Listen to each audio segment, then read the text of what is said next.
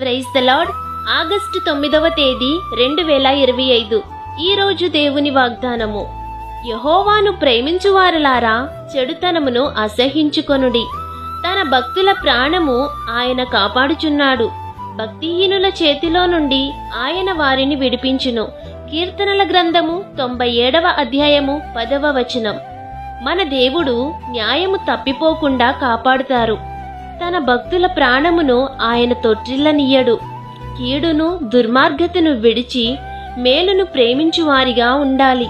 యెహోవాను ప్రేమిస్తున్న మీరు చెడుతనమును అసహించుకొని ఆయన చేతిలో మీరుంటే, భక్తిహీనుల చేతిలో నుండి ఆయన మీ ప్రాణములను రక్షిస్తారు.